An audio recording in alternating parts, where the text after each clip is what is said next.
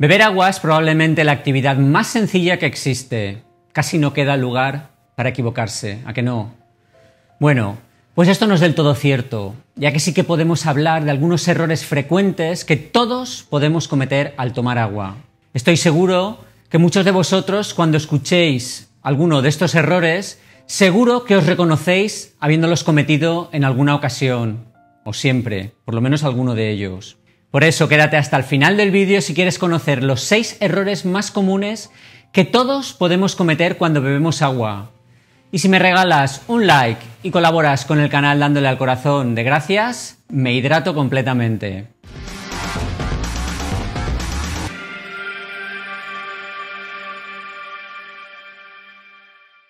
Hola, soy Sento, ¿qué tal va la semana? Bien, supongo. Antes de que sigas adelante debes saber que este vídeo solo tiene fines informativos y educativos, que no sustituye en ningún caso la consulta de un médico y que no puedo ofrecerte asesoramiento personal sobre cualquier problema médico que padezcas. El primer error que podemos cometer es beber demasiada agua. Todos hemos escuchado la recomendación de beber mucha agua como clave para mantener una buena salud y una piel bonita. Aunque se recomienda tomar entre 2 y 3 litros de agua al día, beber más de esa cantidad podría tener efectos perjudiciales. Uno de estos efectos perjudiciales, cuando te obligas a beber mucha agua, es que pueden diluirse los electrolitos, especialmente el sodio en tu cuerpo, lo que puede llevarte a una situación conocida como hiponatremia. La hiponatremia va más allá de quienes beben mucha agua, ya que realmente consiste en un descenso de los niveles de sodio en sangre causados por una excesiva ingesta de agua sin aporte de electrolitos.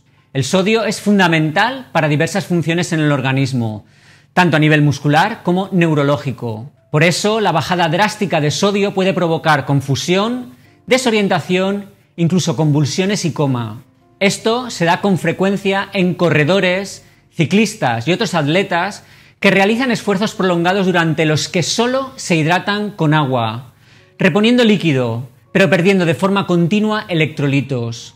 Por lo que si realizas ejercicio y sudas mucho, deberás acompañar al agua con los electrolitos necesarios, sobre todo sodio, para evitar la hiponatremia y los problemas que ello pueda acarrearte. No penséis que os estoy diciendo que es malo beber agua, eso no. Lo que hay que hacer es beber el agua necesaria, pero sin cometer ningún tipo de exceso, ya que el exceso, como vemos, también es malo, pues se produce una pérdida o dilución de las sales minerales, que también son muy necesarias en el proceso de hidratación.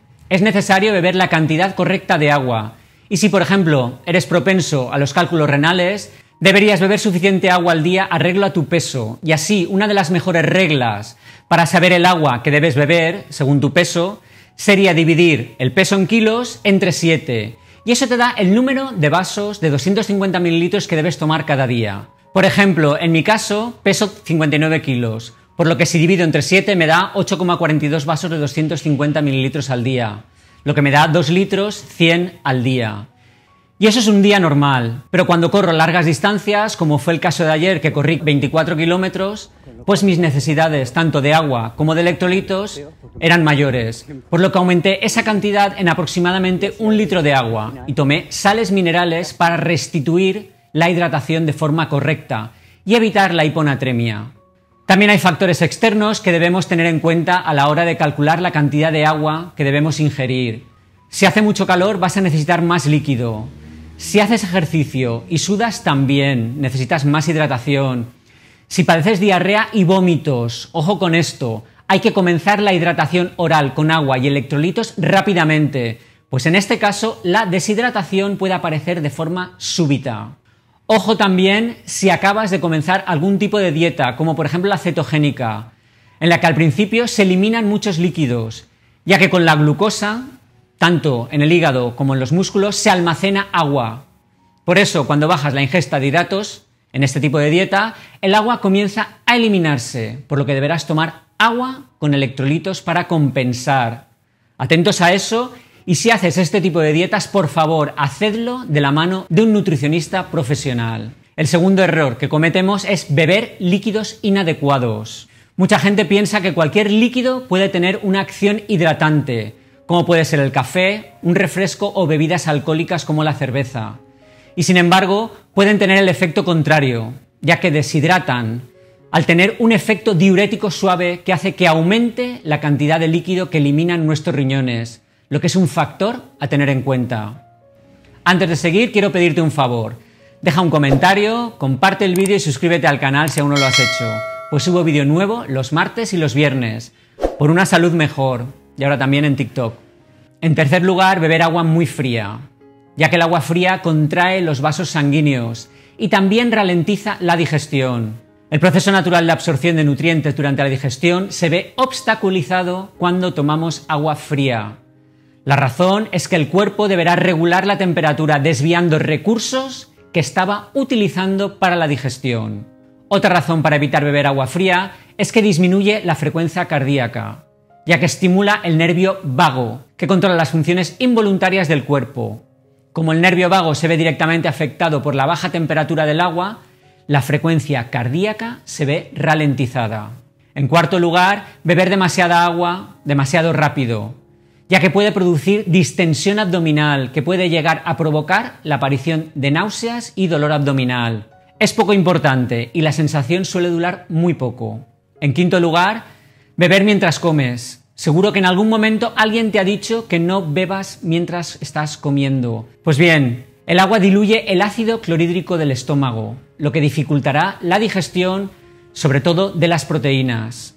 No tener suficiente ácido en el estómago es muy común, sobre todo cumplidos los 50, y beber agua en las comidas agravará el problema, pudiendo terminar apareciendo reflujo gástrico. Si tienes sed, bebe un poco de agua en las comidas, pero lo mejor sería que lo hicieras media hora antes de comer o media hora después de comer. En sexto y último lugar, beber agua del grifo. En España, las plantas de tratamiento de agua desinfectan el agua con cloro, luz ultravioleta u ozono para eliminar enfermedades transmitidas por el agua, como puede ser la Escherichia coli. Sin embargo, no siempre eliminan todos los contaminantes químicos conocidos. Las causas más frecuentes de contaminación del agua pueden ser desde los residuos químicos utilizados en la agricultura intensiva, un exceso de contaminantes procedentes de las ciudades, el cambio climático o el agotamiento de los recursos naturales del planeta de la mano del hombre. Y esto es en España. Y existen países donde el control del agua potable no es, digamos, muy riguroso. Y se pueden encontrar desde pequeñas partículas de plástico hasta metales. Por eso, si vas a consumir agua del grifo, instala un buen filtro en tu hogar para purificar el agua que consumes. Bueno, y esto es todo por hoy. ¿Sabías que beber una cantidad exagerada de agua podía ser perjudicial? ¿Bebes suficiente agua y sales minerales? Cuéntanos tu experiencia en la cajita de los comentarios y si lo haces con la frase errores al beber agua, eso lo hará muy especial para mí, pues sabré que me apoyas y que te quedaste hasta el final. Y ahora llega el momento de ver los comentarios más destacados del vídeo, en el que os hablábamos sobre por qué las venas se hacen rígidas y se calcifican. Que si el algoritmo de YouTube se le ha pasado, porque no puede estar en todo el pobre, tiene mucha faena, y no te lo ha enseñado, no sé a qué esperas. Haz clic aquí con el botón derecho del ratón y ábrelo en una pestaña nueva. Y los comentarios más votados por la comunidad fueron Fernando, que hace 2 años ya que comenzó a tomar vitamina D3 con vitamina K2 y que le ha interesado mucho saber que la vitamina K2 evita la calcificación de las arterias y que tiene unos niveles francamente altos de vitamina D y se mantiene libre de contagio. Muchas gracias por compartir tu experiencia. Saludos. Y Emma García, que le ha gustado aprender cómo evitar que el calcio se pegue en las arterias. Gracias por comentar. Un fuerte abrazo. Si participas activamente en la comunidad o simplemente ves semanalmente mis vídeos, gracias por estar siempre ahí. Sois la fuerza que me permite seguir. Regálale un like al vídeo que es gratis y comenta, pues ayuda a que el vídeo llegue a más personas. Y aquí puedes suscribirte al canal. Y aquí puedes ver un vídeo sobre el mejor remedio para las varices o insuficiencia venosa. Muy rápido, muy bien, todo estupendo.